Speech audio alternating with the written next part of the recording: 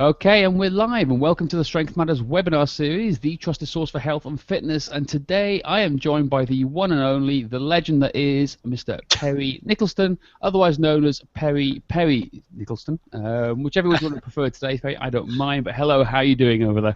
Hey, how you doing, my friend? It's always great to talk to you. Thanks for such a great introduction. I got to live up to that now. Well, I hope you do, because otherwise I'll just press the stop record button and we'll put Well, end the give me a webinar few right there. minutes first. I should be able to step up. That's cool. How you doing, Matt? It feels like an eternity since I last did a webinar with you or spoke to you over Skype or over Google and everything. How you doing, man? How was your Christmas, New Year, and how's everything setting up for 2015 for you? It was great, man. It's off to a wonderful start. Anytime we get to teach and share what we love to do with others, it's always a great day. And 2015 is already planned out with working with you guys, with KB Fever, even more, which is going to be fantastic. So thanks again for asking me to become involved. Man, not a problem at all. I hope you don't get bored of me. That's my only concern now. Right now, you don't get bored of us, and as we try and steal you from over the other side of the pond all the time. So. Oh, no way, man. I didn't want to come back to the US after I was over there visiting you guys. I had so much fun. It was the first time I was over there last year, and you guys set the bar pretty high. And then now you're going to be coming out to San Diego soon for the Strength Summit, so we've got to make sure that we set it high for you. Well, I hope so. I got loads of good friends in San Diego. It's a great place. It was kind of like it's like the only place really I could have chosen with all the contacts and friends out there. And I just love San Diego, and the fact also that it's like really sunny. And today I'm actually doing the webinar in my jacket because it's absolutely freezing over here in London. Oh, wow. Yeah, it's a little different from San Diego to London, and plus I think the last time I checked, isn't California like kettlebell heaven? I mean, they're all over the place. Yeah, pretty much for the sounds of things and everything. But literally, other than working on this, what have you got planned for 2000? Before we dive into today's webinar with Primal Breathing, explain that. Tell us a little bit what you got planned for 2015. What's your hopes? What you're planning on? What's in the pipeline? Give the listeners and viewers a little insight into the world of Perry Chicken. Well, thanks, man. Well, working with you guys is top of the food chain for me. I mean, there's a lot of the strength summits coming up that I'm really, really excited about, from back in the UK to San Diego and then down under in Australia with Andrew Reed and the bunch. And I'm really concentrating this year on just teaching more and doing what I love, which is sharing some information that I think can change another person's life. Just simple tips. One of the things that I kind of learned from last year is that I put a post on Facebook about this, that we often take for granted how powerful the information that we know is, and we forget that a lot of people don't know what we know. And getting out there and just sharing some simple things with people can be transformational. That's what today is all about. So I'm glad that you asked me to come back on and sharing the Primal Breathing, which is part of my Primal Movement Change workshop series that's pretty much all over the globe this year in 2015. Kicking it off with you guys at the Strength Summit last year was great. It was such a wonderful time, got wonderful feedback from the attendees there. We put a manual together that's ready to go and a video series. So I'm pretty damn excited, man. It's going to be a good year working with you guys. That's awesome. It's interesting you say that about, like you say, talk about the knowledge and passing it on. It was again, we had Dan John on last week with his webinar, and we spoke about it beforehand, and I've spoken about this with you before. It's almost like for you guys, at the top of the food chain, top of the hierarchy in the industry and where you're doing, it's what we call like the curse of knowledge, is where you've been there, done all this information, and you kind of forget what it's like right back at the start, and you have to revisit that every time. Dan says it all the time. He has to constantly revisit where he's coaching his methods, because he's done everything, been there, tried everything out, but has to go back all the time to remind himself what it's like to be in the position of the other person absorbing this information for the first time. And that's exactly what we're trying to do here, is get the guys like you on board who are top of the chain, get the information out that's easily digestible and practical for all walks of life, for people who are deep into the industry or who are just brand new and can digest it and absorb it and take it on to use it for their work and their clients. Well, I think that's totally brilliant. I mean, you and I both love Dan John, and he is such a one. I mean, that's what makes him brilliant at what he does as a coach. And I'm so excited for his new series to launch with you guys next year. I'm going to definitely come to that. But yeah, I got that simplicity stuff, and I read it all the time from him, just to remember to step back and keep it simple and remember the perspective that you had. in the beginning. And one of my favorite quotes that he put out there was that people don't realize how tough it is to make it simple. Like, yeah, we overcomplicate everything, and we talk a lot because we're trying to impress somebody with what we know, but we lose them in half a second. So that simplicity, it just so happens that some of the first couple of slides coming up in the presentation is based on that simplicity factor. And that's one of the things that I love about Dan, is because he's always hammering home to master the fundamentals. Yeah, absolutely. So, Perry, just diving straight in today in Primal Breathing, power, performance, and badassness. You can't get a better title than that, really. So, just That's give us. pretty good, right? You Yeah, got to admit, that's a pretty good title. that's absolutely. When you sent that across to me, I knew it was about Primal Breathing. When I saw power, performance, and badassness, I did have a little chuckle to myself when I saw that today. But just give it a little oversight view of what you're hoping you get out of today and what you're trying to hope to get across to people about this and the importance of breathing, really. Well, people are talking so much about breathing these days because when you get into looking at power, performance, durability, becoming a better athlete, all different things like that, you're going to come across that breathing is going to be an essential component to being your best, to being a badass. And a badass could be anything. I mean, it's for the military and Navy SEALs and stuff, but it's also if you want to be the most badass person for yourself to reach your goals and run more efficiently. Or I work with a lot of dancers. Maybe they want to be a badass dancer. So breathing, you will find, physically and mentally focuses you for being just that. So it's a very quick, kind of simple webinar today to touch on why breathing is important, how it relates to the body physically and mentally, and some really easy, quick things that you can do that, in my opinion, just a couple of these things I'm going to show you, you will automatically see and feel a difference in yourself personally when you do it, and you'll notice like an instantaneous change in your clients if you choose to do that with them. That's absolutely awesome. Just a points up for everyone who's listening out there today. There's a couple of slides which have videos which we're unable to show on today's webinar. But what we'll do is in the show notes at the end when we get this webinar up and live, we'll have the links direct to those exact videos so you can watch them and view them when you can. So just bear with us on that point today. Cool. Yeah. So let's just dive straight into it. So I put onto the first slide and let's get going. Okay, well, let's kick it off. Let's go to the first couple, which are just baseline ones about simplicity. So the one is one of my favorite quotes that I put up every time I teach, is that keeping it simple is the way to go. And it ain't rocket science when we talk about breathing. I think that some people get intimidated when they start to look at breathing and the diaphragm and respiration, because there are courses out there that are very detailed, very intricate, and some of them you have to be a licensed healthcare practitioner to do some of the work, but you can certainly attend them to learn it. But I'm going to show you things today that you can do no matter where you are on the spectrum of health and fitness. Even if you're just a layperson who likes to work out and is watching this series, you can do these. Because, I mean, if you think about how many people are in the world that actually are healthcare professionals that can touch somebody to treat them compared to the average Joe who just can touch themselves, no pun intended, this is the easiest way to do it. I mean, that's what we're here to help the majority, help the masses. And then the next slide is from, I mean, if you're in health and fitness and you don't know who this dude is, he's got some of the best quotes in regards to learning about programming and setting up systems to help people. And this is what this is about for me, is that when we see something and we learn something, just take what resonates with you. You don't have to do the whole program and then drop out everything that you were doing the week before, which happens a lot when I go on the seminar circuit, is people are doing something on Friday and then they take a seminar on Saturday and Sunday, and then they go back Monday, and then all of a sudden they threw out everything they were doing before, and now it's all this.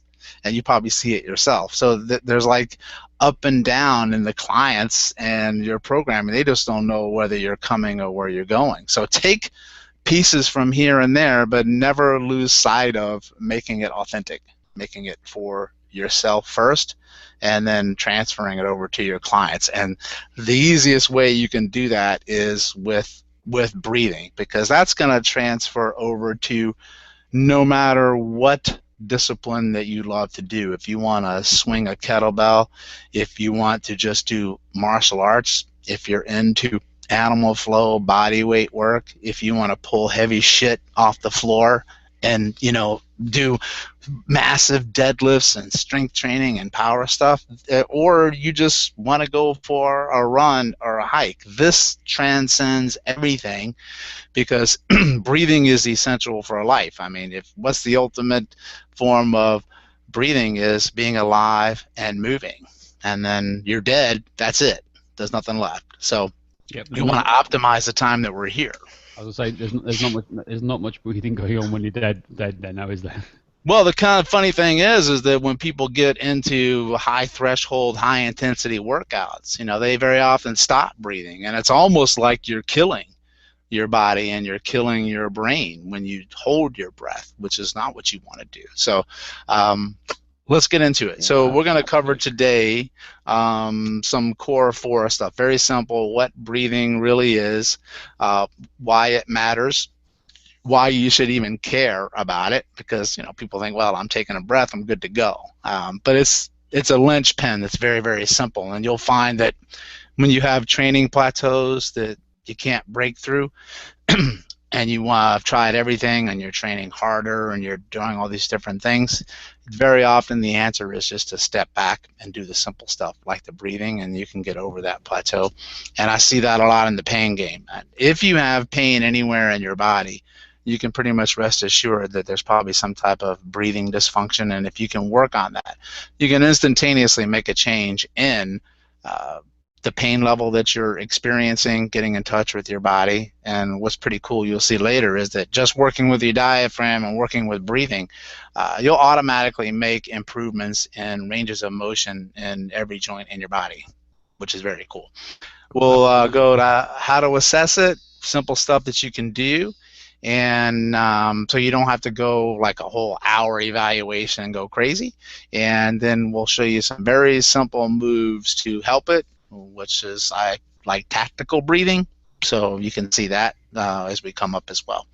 So let's move into it of the difference, what breathing and respiration.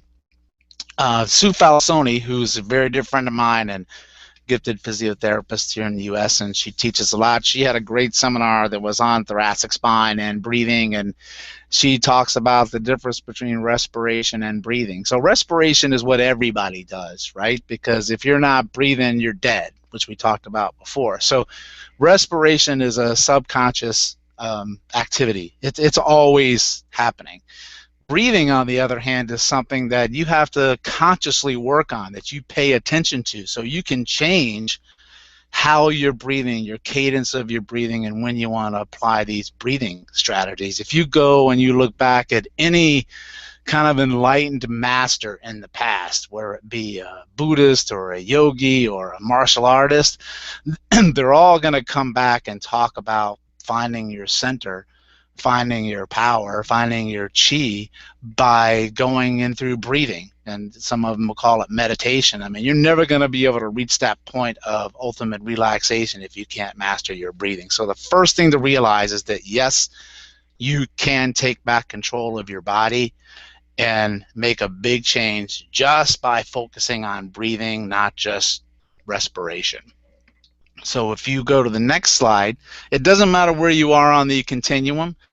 I started out on the left side. For me, right? I mean, I was that person on the left who, I was a fat, overweight teenager who I was trying to change my body and change my life. And when you're at that point, right, I mean, you get very motivated and you get very inspired, especially this time of year. But what happens after about 4 weeks to 6 weeks is that frustration level right there kicks in, and they give up. So they hit these plateaus because they push too hard, first of all, and they're going into high intensity exercise and activities without understanding some basic fundamentals of just breathing to help themselves get where they need to go. And then anywhere along that spectrum you can be. So maybe you want to be over on the right and be that hardcore badass athlete that wants to lift with chains and do CrossFit high intensity workouts or kettlebell series or things like that, um, what you're going to see is that if you incorporate breathing, you're going to be able to go from that picture on the left to that picture on the right a lot faster than if you didn't own this material. And it's the easiest freaking thing to do, which is a beautiful thing about it. And you can do it any time of the day.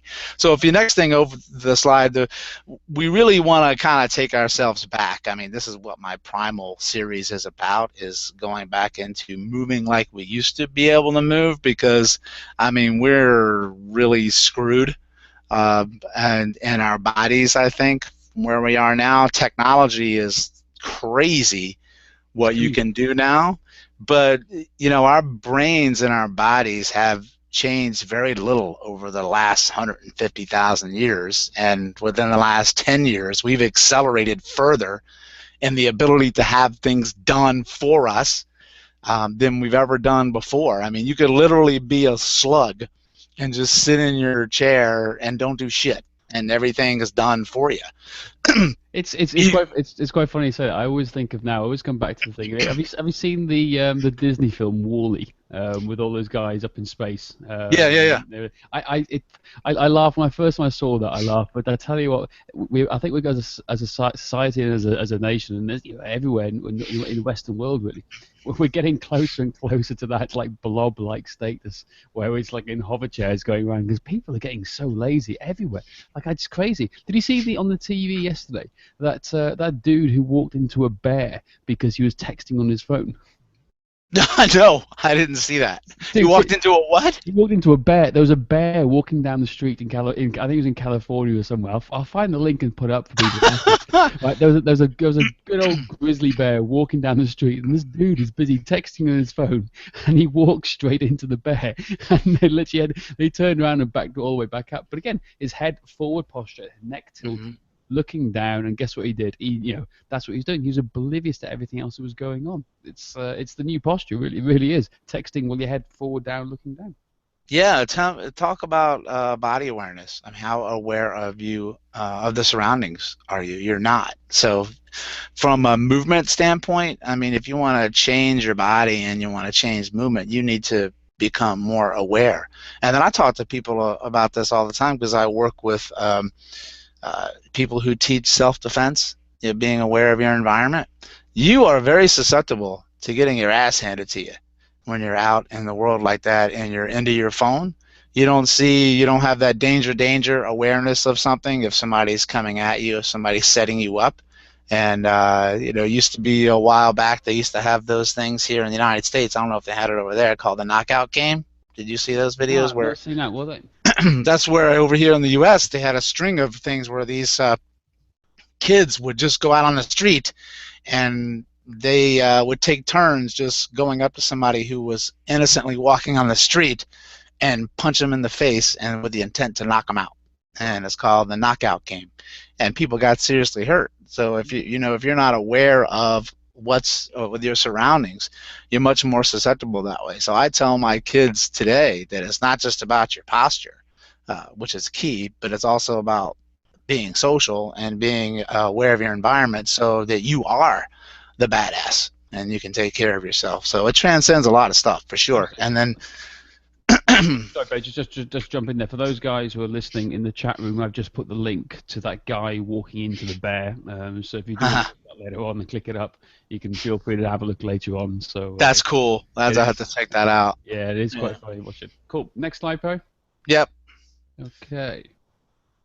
So this is a guy who's been a great mentor and teacher of mine in the past, Dr. Levitt, and one of his sayings, if you don't own breathing, you don't own movement, which means that's how we go of whether you're doing a movement pattern, especially in corrective exercise movements, low threshold things, not like lifting 500 pounds off the floor. I mean, you can kind of breathe any way you want when you do that, but if you can't control your breathing pattern, that means the movement is beyond your nervous system's capability to perform that movement efficiently.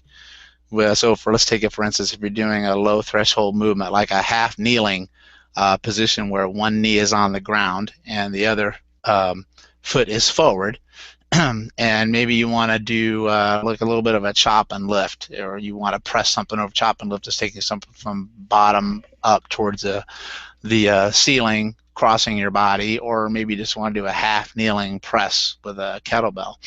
If you can't control your breathing, do that without holding your breath, then that means it's too far beyond your ability and you need to back it off. And until you can get in a position or you can take the load down or the pace down to adequately control your breathing. So if you can do that, then you can climb up and know where you are on the scale of corrective exercises, especially where you should be. Because people say, oh, I can do that move pretty easy, but then I look at them and they're holding their breath, and then I'm like, no, you can't do that easy because you're holding your breath to cheat. Yeah. And you can't get it on your own. The reason that that's important is if you go to the next slide, the key to the breathing is working with your diaphragm. So most people, when they breathe through their lungs instead of their diaphragm. And the diaphragm is that huge dome-shaped muscle in the middle of your body here with your rib cage, and you can see, and it actually attaches to many different things, and it attaches to your spine. And when you take a breath in, you're going to have that, you can see that expansion there dropping down of the diaphragm. And then when you breathe out, the diaphragm relaxes, and that's a key to increasing stabilization and power in your body, what we call intra-abdominal pressure. And the diaphragm ties very closely with the fascial system of your body. If you click the slide, the fascial system of your body is basically the connective tissue that keeps everything connected. There is no break or empty spaces in living matter, so everything has an interconnectedness to it. And the fascial system of the body is what gives us the ability to transmit force, to be able to control gravity, to remain standing up, and be able to move efficiently. So if you go to the next slide, I'm just going to show some of the attachments that are very important. So that's a cutout of an anatomy book by Netter, N-E-T-T-E-R, I believe his name is. It's very cool. And you can see the top there, that's the dome of the diaphragm. And if you see that horizontal white slip, that's the fascial slip, pretty much right in the middle of where the diaphragm physically attaches to structures that you see listed here. So it's going to attach to the psoas muscle, and anybody who's listening probably knows what that muscle is and how important that is in controlling the pelvis and the spine, and attaches to the side plank muscle, the quadratus lumborum, and that's a big stabilizer of your body as well. It's one of what we call one of the powerhouse core muscles of your body. And if you have pain in your back, you can rest assured that that muscle is going to be involved in it. And then the thoracolumbar fascia it attaches to, and I'm going to show you why that's extremely important, because that's part of the sling system that we have in our ability to generate force from the backside. And if you don't have good stabilization in these slings of your body, what you're going to do is end up trying to hold your breath to make yourself stable, because you can't be stable from the movement systems that are supposed to make you stable. What that means, if you turn the next slide here, the posterior oblique subsystem is one that I talk about a lot, and that encompasses your glute max and your latissimus dorsi muscle and the thoracolumbar fascia. That's basically a sling system, or a subsystem they call it, and that gives the ability to do that movement. It comes in with simply walking, but if you want to run, then you're going to really have to generate force, and that system needs to work efficiently, and most people don't have that system working efficiently. So Me we included. talk, people are sitting on their ass, right? And then so they don't use the glute max, because it's designed to support you when you stand up, and it's designed to really extend your hip and support your hip, and it even goes into some extension and abduction of the hip. So if you lose the ability to use that muscle efficiently, and your lat, most people don't use that efficiently, because if you're sitting, you don't use it, and if you're walking, most people walk like we talked before, right, of being hunched over, holding their phone. How well do you think you're going to use your lat, hunched forward, rounded forward, typing into your phone when you walk? You're not even walking with this system anymore. and most people are just walking with their neck at that point. So those two parts of the system you lose, and that thoracolumbar fascia, that's that centerpiece that takes the load. And people get a lot of pain, a lot of discomfort, a lot of tightness down in that region. And in order to make up for the loss of the ability to use this system efficiently and generate badass force, what they end up doing is holding their breath. So when you hold your breath, you naturally make yourself a little bit more stable. And you do that through this system next here called the intra-abdominal pressure or intrinsic core system. I'm not going to go too far into that, but basically there's this cylinder in the middle of your body that gives you that stabilization. So think of a slingshot, right? I mean, you have to have a stable base. Can you go to the slide Oh, after this? yep. Sorry. That's okay. If you have to have a very stable base when you hold the slingshot, right? So you hold it, say, with one hand and you pull back the bands to release the rock that you have in the slingshot. What if that base is not stable? So if that base is not stable, you're not going to be able to pull the bands back very far. You're not going to be able to generate a lot of power from that. But your body won't let you pull back all the way. It's going to be very unstable. So you're not going to get a lot of movement out of that. So the same thing is here. This is the base of the slingshot. And the diaphragm, the small muscles in your lower back called your multifidi, your transverse abdominis, which is your wraparound corset core muscle, and the muscles of your pelvic floor, these form a cylinder. And if there's any leak in this stability balloon, then you're going to be unstable. And what happens is your body doesn't like you to be unstable. It wants stability more than anything else. So in order to make you stable when you're going to go through movements, there's a couple of things that your body and your brain will do without you realizing it. This is doing it to protect your ass. The first thing is you're going to very subtly hold your breath. So when you hold your breath, you naturally increase pressure in the system that should be there automatically without holding your breath. That's the point. And if this system goes unchecked for a long period of time, then what I see in my world is that your body makes you stable then by locking down the joints of your body so you can't move a lot. So for instance, if your hips don't move or your thoracic spine doesn't move or you're locked up anywhere in your body, I automatically know this system probably doesn't work that well because you're locking down joints to gain the stabilization that you don't have from here. That's why when I said before, I said if I can get you to do breathing and reset this system to work more efficiently, then you'll automatically notice an increase in range of motion. That's one of the challenges that I want people to do here before I show you the reset. So say you check the range of motion in your hips or your shoulder or your ankles, right? Pick an area of your body for you personally that you may have had a lot of restrictions in that just doesn't move well, or you go in there and you stretch it and you roll it and you yank it and you crank it, whatever the hell you want to do to it, and then it gets a little bit of range of motion in there, but it always locks down again. That's the area that I want you to go to. And what you're going to do is you're going to see what range of motion you have in that, let's say your hip. So say your right hip doesn't internally rotate well. Notice how that feels. And then what you're going to do is you're going to do the breathing reset that I'm going to show you in a moment. And then I want you to go back and check the range of motion in your hip again without touching the hip. You're not even going to go anywhere near the hip. You're just going to check the breathing and do this assignment. And 9 times out of 10 or 99.9% of the time, you'll notice an increase in the range of motion in your hip, sometimes substantially, of at least 10 to 20 degrees, maybe even more. I've had some people get 50% just by working on breathing. And that's because you're giving your body the stabilization it needs. So then it will allow the other parts of your body to now move. Does that make sense? Absolutely, it's interesting by going into that thing. One of the things I've done for years and everything is as a personal trainer, is you look at how people breathe when they first come in, and you can pretty much tell as they walk in the door what their breathing's like as you see their shoulders up near their ears, pretty much. You know, we always say, as a famous quote we always use, is that shoulders are ear poison, because you can as people walk in straight away.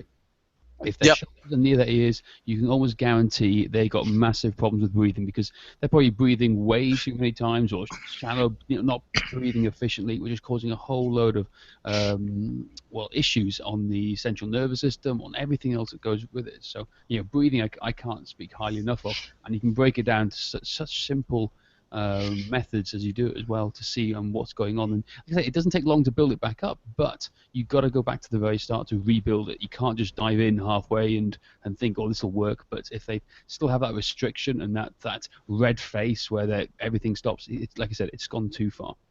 Yeah, exactly. I mean, you already came on one of the easiest ways to evaluate that when you look at somebody. So that's great, man. You're already ahead of me. That's awesome. Sorry, dude. That's okay, man. That's good. I mean, that's what we want. I mean, that means you're already doing some great stuff. So let's go to the next picture real quick just to review, and then we'll get into some of the resets.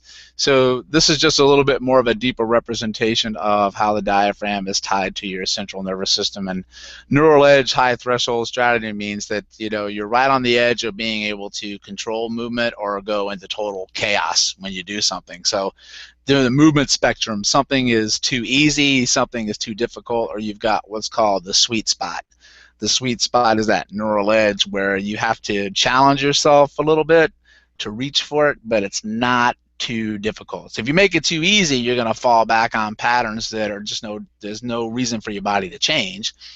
Or if you make a movement too challenging, it's too difficult, well, then your body's going to cheat just to accomplish the movement any way it can, because it falls back on a survival mechanism of, I'm just going to do whatever it takes to get through this movement so I'm not dead, sort of thing. So it's not going to learn anything because it's trying to survive. So we need to find that spot in there, and that's what I try to do with my primal movement chains, is to help you find that sweet spot for yourself and play there a little bit, and then you can move up effectively. So you'll see that on the bottom of here, the neck and some of your internal oblique muscles are involved with this system as well. So that's why one of the things that we do is really work with the neck and the obliques through rolling patterns that I cover a lot in my course, because that helps reset the system very, very quickly, and it's kind of fun to do.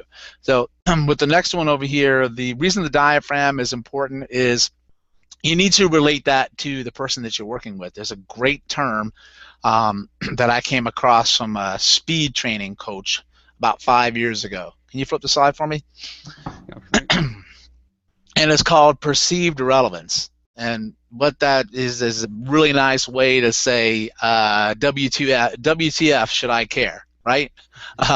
Of what's in it for me. And so it's going to be relevance for people differently. So I'm going to speak to my stay-at-home mom who's trying to get in shape differently than I am going to speak to my triathlete about the importance of the diaphragm. So I'm going to key in on what makes it relevant for them, because they don't care if it doesn't impact where they want to go or what they want to be in their life. So the reason that the diaphragm is important, here's just a couple of key ones, is that it controls your metabolism, because the diaphragm, when you breathe optimally, you're going to be able to control the amount of oxygen and CO2 in your body, which affects the pH level, or the acidity level in your body, in your blood, in your urine, and what's called your intracellular matrix. And pH affects hormones. So if you have an altered pH balance, usually too much acidity in your body from a lack of proper oxygenation, then you're going to really affect your adrenal glands. So your adrenal glands can hit some fatigue very quickly. And the adrenal glands control cortisol. And if cortisol is elevated, you're not going to be able to lose weight no matter what, and you're going to get into a state of overtraining. So cortisol elevation is the death of body fat loss. And also the high acidity level in your body leads to more surrounding inflammation in your system.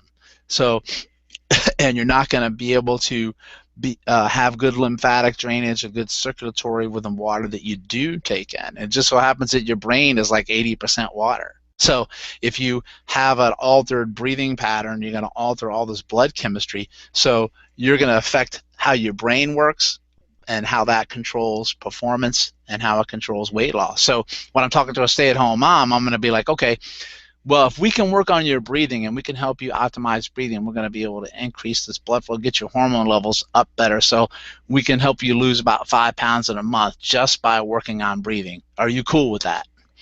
Yeah, I don't know if any mom is going to say no, right? absolutely. So but if I work with an athlete to say, we got to get this under control for you because now we're going to be able to give you better sleep at night for you. You have your REM sleep. So now, because your adrenal fatigue is down, you're going to be able to release growth hormone more optimally. And we're going to increase your performance and take your fatigue factor and change that. So we're going to make you much better than where you are now within a month just by teaching you this breathing. Are you cool with that? Absolutely. Yeah, because stay-at-home mom will go, "What the hell should I care about that? I don't care about that." But I talked about weight loss. For them, I talked about performance. So Yeah, the key is that no matter what you do, you're going to be able to do it better when you work on your diaphragm. absolutely. Okay, so modern day, this is what we look like today. This is the forward head posture. We're locking down the body so the head gets that weight crunching down on the spine. So imagine trying to breathe optimally down and through your diaphragm with this kind of posture. And then this is a classic on the left, the upper cross syndrome and lower cross syndrome, where you agree or disagree with how it impacts your body. You still, if you look at that picture, you can just see how you would not function and breathe optimally in that position. That's how most people live. So that rounded thoracic spine in the back, and they have that anterior pelvic tilt. So the increase in the curve in the lower back, and they're opened in the front, so they're not locked in on that transverse abdominis. They're not locked in on that core. And what that'll do is the next slide we can pretty much go over and skip. That's going to be a little too much to cover, but basically the sequencing and timing of your stabilization will be off once your breathing is off. So you won't be able to stabilize yourself. That was a slide that wasn't supposed to be in there, but I'll when we skip changed over it this one. over, Yeah, so let's take that out. So let's go to breathing assessment, okay? I think we've established at this point that breathing is pretty important, right? I mean, it carries a lot of powerful mojo. Mojo is a term I use a lot. Mojo is a term that means magic, because I think it can actually make magical changes in how you feel and how you move and every aspect of your life. So breathing assessment, the very first thing that I have people look at is, like you said, when they're coming in to see you for the first time, just look at their posture. So if they have that rounded forward posture and they're in that upper cross, lower cross syndrome thing, you can pretty much bet they're not breathing right. Or if their shoulders are hiked up and they're touching their ears, you can assume the system is dysfunctional. If they have pain in their body, assume this is dysfunctional. If they have a lack of range of motion in their body that just doesn't clear up, assume this is probably dysfunctional. So I want you to assume basically that if somebody's standing in front of you for help, it's dysfunctional. Okay, so one of the pretty much, easiest it's things pretty you much can do, everybody. yeah, everybody. I mean, I literally joke around and say that is like, think about it. If somebody is standing in front of you to get help for pain, or they're standing in there to get help for weight loss, or to become a better athlete, they probably have this as a system that needs work. They just don't know it. So one of the things that I usually have people do is I say, take a deep breath in and exhale for me. Can you do that? That's my first movement assessment. I'll say, breathe in and exhale. I don't tell them anything else. I don't care if they breathe through their nose. I don't care if they breathe through their mouth, but they're going to be in a standing position, and I'm going to say, breathe in and out. What's the first thing that you're probably going to see them do? Big man chest. Big man chest.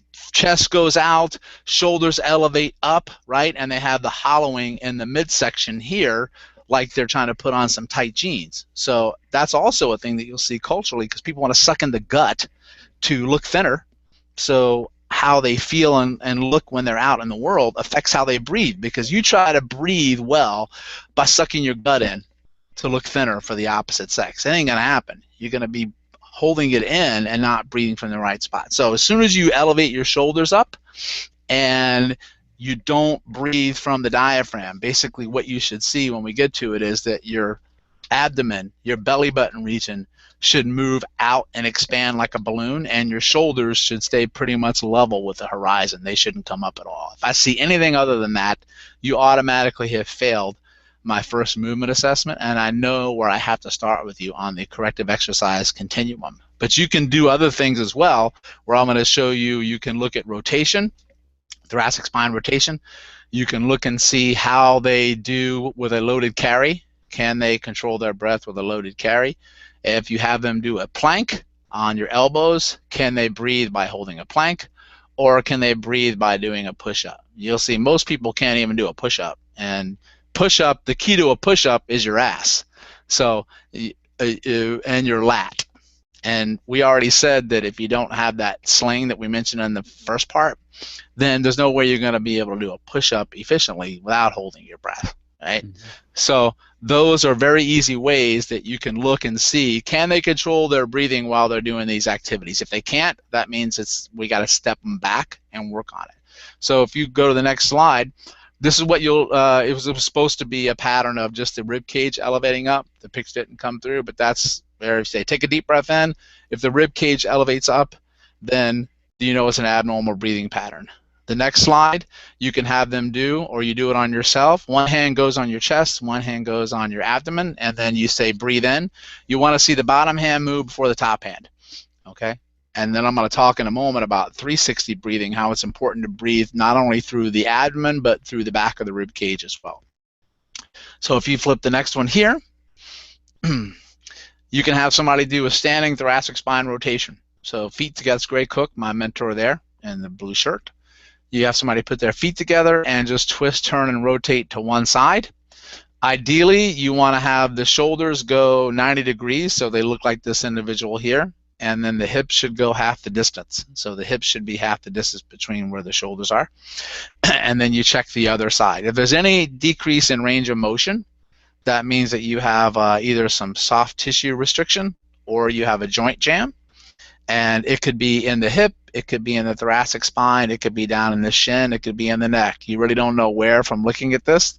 It's too much to get into from this webinar, but all I want you to know is that if you have a decrease in range of motion, you probably have a diaphragm problem because your body's not allowing you to move. And another way you can do this is, let's say you rotate to the left, like he's doing. Rotate to the left, take a deep breath in, any way you want, and then exhale.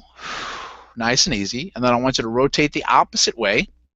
Take a deep breath in and exhale, and see if you notice a difference from one side compared to the other side. I'm doing it. Yeah. I definitely have. Typically, the side that you have difficulty breathing on is the dysfunctional side, because a sign of breathing distress is dysfunction in the body. Your nervous system freaks out and it alters your breathing pattern, kind of like a panic that's happening. But it's a sub-maximal panic button that's being hit, but it's a sign of distress. So that's one that you will come in a lot with elite athletes, that you're not sure if you see a difference in range of motion. So let's say you have somebody who rotates to the left and they look good, and they rotate to the right and they look good, and you're like, damn, I don't think there's any problem here. What I want you to do is do that little maneuver. Say breathe in when you go to the left, breathe in when you go to the right. Is there any difference for you? The side that they say is different, that's the side that's dysfunctional that I want you to look at for that athlete. Most people, you'll be able to see it blaringly because most people won't be able to rotate that far in the first place. But if they rotate well to the left, but they really can't rotate far to the right, then you already know. But you'll probably find yourself using that a lot with elite athletes, because we know elite athletes are great at what? Cheating. Cheating, yeah. Yeah, they cover shit up. They make it look really good, but you have to slow it down and really then begin to get into the nervous system, right? And so one of our favorite people in the world, Paul McElroy, right? Paul talks about strength. Strength is all dependent on your central nervous system. That's the brake right there. So if you have dysfunction and you can't breathe standing and rotating, that's dysfunction in your nervous system. How's your brain going to let you lift heavy shit up off the floor as good as you could be if you can't even rotate to one side without struggling to breathe? It's exactly. I think one of Paul's great quotes I like a lot of, and I always think that a lot now when I'm training people or training myself, is that there's much growth in comfort. And just by listening to that and the idea of here, because everyone thinks, no, you got to, if you got to go to failure, go to failure. You don't need to go to failure. You need to work within your comfort zone, because there is much growth within that, and we're starting to see that a lot of things. If those guys see some of the stuff he does with the 12-week physique and things like that, those guys are working hard, but they're working within their comfort zone to allow them to train for the full 12 weeks, and that's what gets them the results that they're getting. Yeah, I mean, that's why I really enjoyed his presentation at the Strength Summit. when I was in the UK. I was like, man, this guy knows his shit. I mean, it was Hmm. really awesome how he pulled it together from a standpoint of gaining strength, but also he really understands the the brain and the nervous system. That's the ultimate break that you're Yeah, going to have. absolutely. And so that's one test that you can do right there. So if people can't, this is what I do when I teach my workshops. I have them rotate to the left and to the right. And if it's different, then you're going to do the diaphragm release and just repeat the test and see if you get further. The majority of the time, you automatically feel like you get further and you breathe better. And you didn't do any thoracic spine mobilizations or anything like that. Okay. The next slide, this is one that you can see is pretty much another representation of the posture that you'll look like. So people have that open hollow space in the front. So the rectus abdominis, transverse abdominis, and the obliques doesn't pull your rib cage down, so you're not stable in the front. You have that increase in the round in the lower back, and then you can't extend in your upper back. So you don't have the settings to breathe normally. And then the next slide is pretty much what it looks like on a real person. You've got that hollowness here, that there's just no tone to it, right? It's very common that you'll see that on people when they lay down on the ground or lay down on the table, the rib cage just flares up. Or on the right-hand side, people don't breathe optimally through their abdomen, and so they breathe more with their lungs and their neck. So the scalenes and SCM, they're going to be accessory muscles to try to help you breathe. So now you can see how the neck will relate to the diaphragm. So if you come in and you say, Doc, my neck hurts all the time, and everybody's been treating your neck, first place I'm going to look is not your neck. I'm going to look at how well you're breathing. Does that make sense? Yeah, absolutely, totally. Yeah, because if you don't own your neck, you don't own movement. That's the first thing we need to look at when we assess where you are. So if you're a runner and you want to run faster, or you want to lift heavy weight up off the floor, I'm going to see how your neck relates to the pattern that you're doing. So let's look at the core 4 matrix. This is something that I teach called the rail system, which I've taught you when you were at Absolutely. the And you use it every day. that's great. Thank you very much. I know Andrew Reed wrote a very nice article for Breaking Muscle on that one. And it's the core 4 matrix basically is the rail system, and it stands for release, activate, integrate, locomotion. So it has to be done in this order. So we're going to release the diaphragm manually, and we're going to release some of the thoracic spine and range of motion in the thoracic spine, and then we're going to integrate that into some breathing patterns, and then we're going to get into some primal patterns, and then we're going to do locomotion. Locomotion is where you stand up and then you load it up. That's where you can begin to do walking, running, stepping, anything like that, more of a loaded type thing. So let's go and show you how the next one would be a video on releasing that, but it didn't show up. But if you click the next slide, this is me doing a self-release of the diaphragm. It's a very simple one that I show you how to do, and it's on my YouTube channel that you can access, and that's the link. I know you'll put it up, but this is what you'll do when you want to release your diaphragm here and begin to practice the breathing. So you'll do this series just like it says to do in the video, and it walks you through that step by step. But that's pretty much how you look at the most important thing when you do this, when you get to the video, is you can see when I'm leaning forward that the back of my wrist, that has to rest on your thighs, because if you don't rest your body weight on your thighs, then your abdominal muscles contract and you're too tight and you can't get your hands in to where you need to go. And you want to make sure that you're aiming your fingers not straight back to your spine, but up diagonally towards your diaphragm. So you're going up towards the middle of your back. And then make sure your legs are separated, that your legs are not too close together. Okay? So you'll do the release. Yes. As I say, for those who haven't tried this, it feels a bit uncomfortable to begin with. It's a great feeling once it starts to release, but you're getting in there for yourself for the first time. You're going, whoa, what's going on here? How does it feel? So just bear in mind, when you are trying it at home, it may feel a little bit strange. I won't say discomfort, but I'm saying it feels it's just a bit odd to begin with, but it's a great release once you get it right. That's a great point. Thank you for bringing that up. Is that, yeah, when you get in there, I mean, it's going to feel kind of weird because you're sticking your fingers in your abdomen, but I promise you can't hurt yourself. You're not going to puncture your liver or anything, but you pay attention to how it feels. You may notice a lot of discomfort on one side compared to the other side, and that's a sign that that one dome of your diaphragm may have more of an issue than the other side. And just breathe through it and release it. You'll do about 3 repetitions when you do the pattern.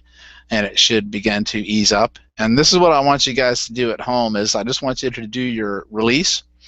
And then after you do your release, you can just stand up and do the rotation thing again, or just do the release and see if you had a change in your joint range of motion restriction that we mentioned before. Sometimes you get a change just from doing the release. Okay.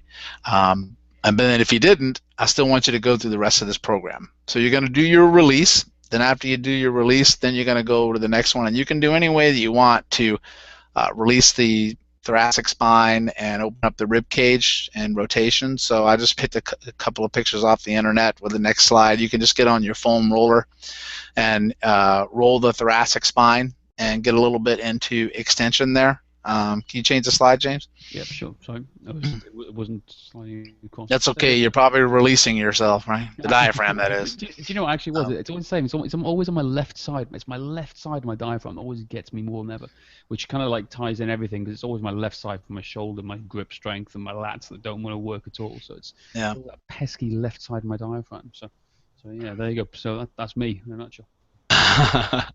And so you'll just get some extension, range of motion in the spine, and then I like the 90-90 stretch on the bottom a lot. So you just, it's called triple flexion basically. So you've got 90 degrees at the hip, 90 degrees at the knee, and 90 degrees at the ankle.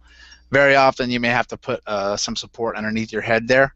So if you can't reach the ground comfortably there, then put a foam roller that you see at the top underneath your head, or a yoga block or a towel, because I want your head relaxed. And then you're just going to open up and just try to touch the top shoulder blade down to the floor and just open up that thoracic spine. So we're going to release the diaphragm, then we're going to release the restriction in the mobility of the T-spine and the soft tissue there.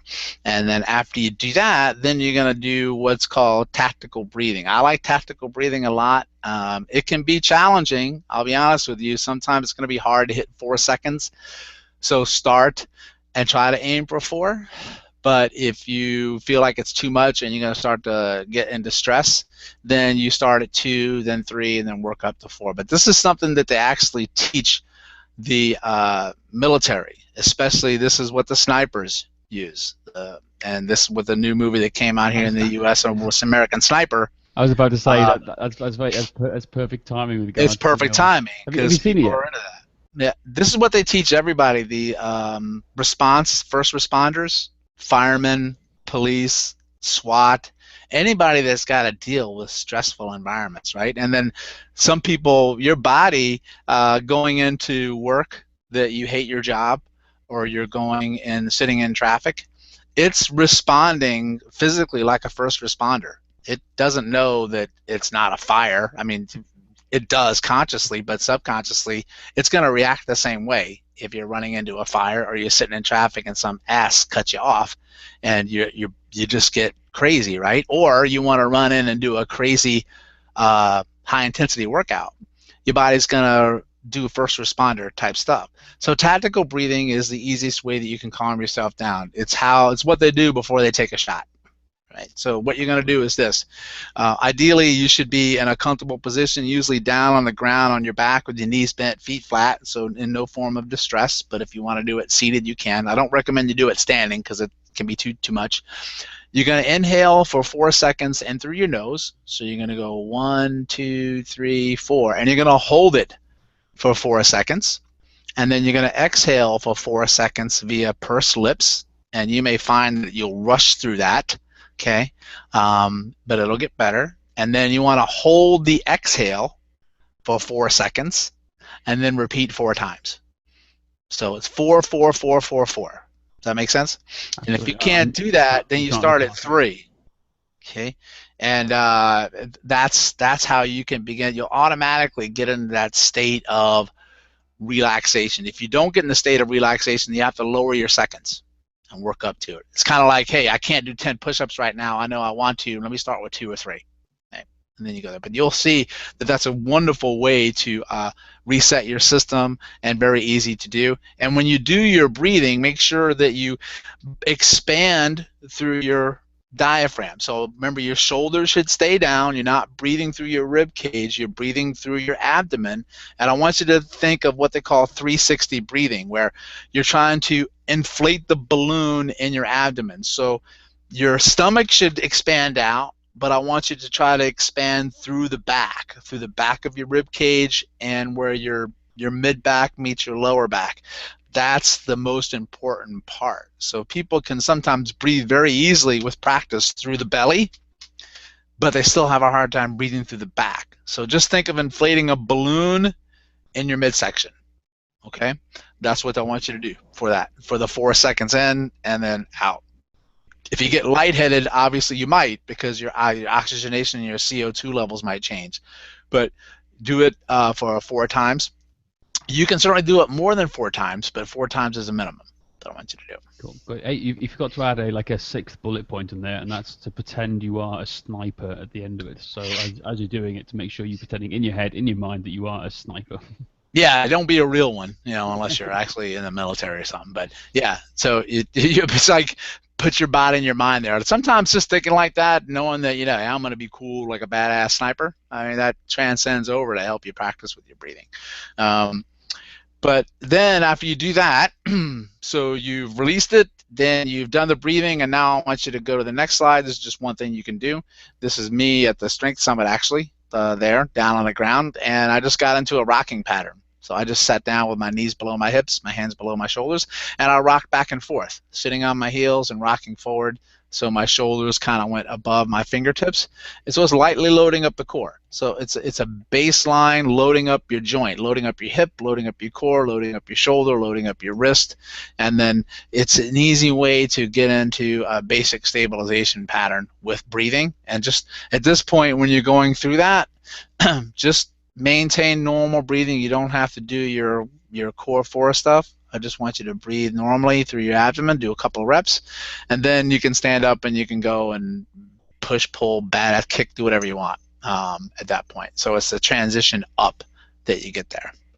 So any questions on that one? That makes sense? Yeah, it makes absolutely perfect sense. I think it's a okay. good system. So. Next, let's do a little takeaway stuff. Hopefully these show up. They make one. Evaluate breathing on everyone and assume that everyone needs help. Breathing defines the neural edge of corrective exercise. Remember, if you're not sure where you should be with someone on corrective exercise movements or fundamental movement patterns, if they can't breathe when they do it, then you need to back it off. Make it a little bit easier for them to do. Then the third one is 360 breathing. Make sure you don't just breathe through your belly, that you breathe through the back of your rib cage, expanding the balloon. And then the last one, reset the sequencing. Make sure you do the rail reset. Okay, so release it, activate it, then integrate it, and then locomotion. So release, remember, release the diaphragm, release the thoracic spine. You can even release the hips. If the hips are tight, you can do some hip releases as well. So you can foam roll the glutes. You could stretch the hips if that's where you feel you're locked down. Then activation is where you're going to do the breathing, the sniper, breathe like a sniper, and then you're going to integrate it into basic pattern. Rocking is a great one. Anything down on the ground is I like to do, something very easy, very fundamental. And then you can do locomotion. Then you can get up and you can be badass. And then I think that that's it. And then the other way is just that, if you want to learn more about what I do, see some of my stuff, you can go on my social media things and share the mojo. So I'm pretty much on everything like you guys, but you guys are exploding all over the globe. I can't keep up. But I'm on Instagram. Stop Chasing Pain. My website has all the workshops and events that are coming up that you can register for. And then you Facebook, Twitter, of course, all sorts of stuff like that. And hashtag the shit out of everything, which will be great. I'd appreciate it. And I forgot to put hashtag's the way forward.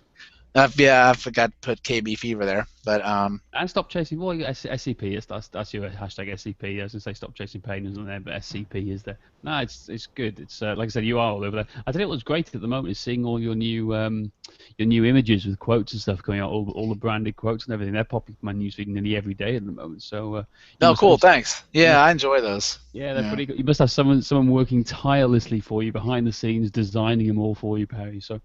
yeah, Uh, me and my app. That's it. That's good. I can imagine that.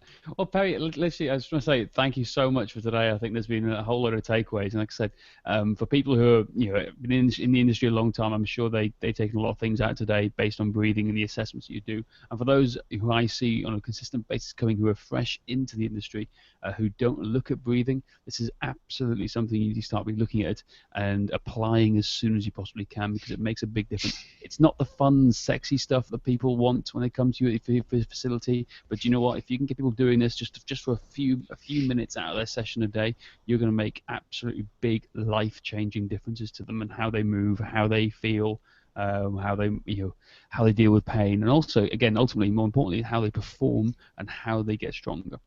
So Yeah, I think that's the sexiness, right? I mean, like yep. if you can help them get where they want to go, and you do stuff that nobody else has done, that's some that's some sexy stuff right there, man.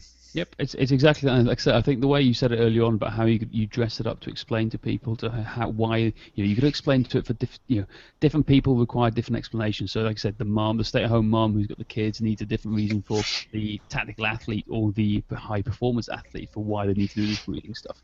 But like I said, again, quote our good friend Dan John. Dan John says it's all about Mexican food. It's the same shit served up differently. That's what we're doing to these people in some respects. You just got to explain them differently. Explain them that you have a special. What's the word you use? Special sauce, man. Special sauce. Yeah. It's like a bit of ice cream. You do the same things. You give them a little bit of ice cream every now and then, so they can enjoy that. But you just give them a little bit of a tidbit of what they're going to do. So you can say to everybody. So if the stay-at-home mom comes and starts working with you, she goes, "Hey, don't worry, I got a special thing that can help you with your fat loss or weight loss goals. It's called breathing."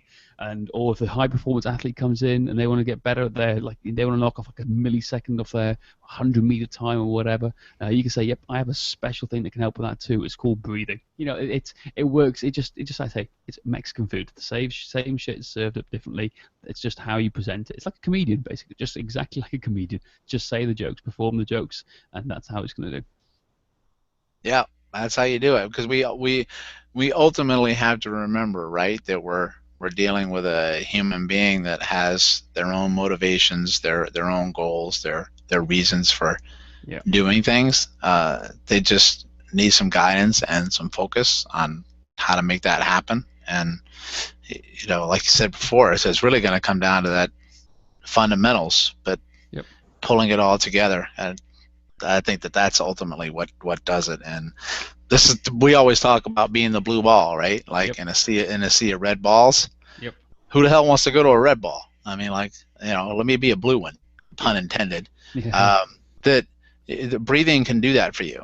Breathing can be the one that makes you stand out because nobody else probably looks at it. But two, you're going to be ultimately standing out in the marketplace when you help people, and it's very very quick, and it's a big take home for them when you do this thing that we talked about or you show it to somebody. And people want stuff in an instant, right? I mean, they want to feel stuff right away, so it's a take home value. And with this one, they will immediately feel a difference, and then they'll have a buy-in for that. Yeah, absolutely, absolutely. I can't say enough. It's about being the blue balls, and that's exactly what we're trying to do here: is bring like people you on here, Perry, to our webinars, and trying to share this information from around the world, from different behind from different sources of people who can help you train as athletes, and even the non-fitness professionals, health professionals are out there to stand out and like improve yourself and get better. So please, like I said, you would love to hear your feedback about today's webinar, what you've made of it, what you thought. Please leave comments, and either in the chat box on here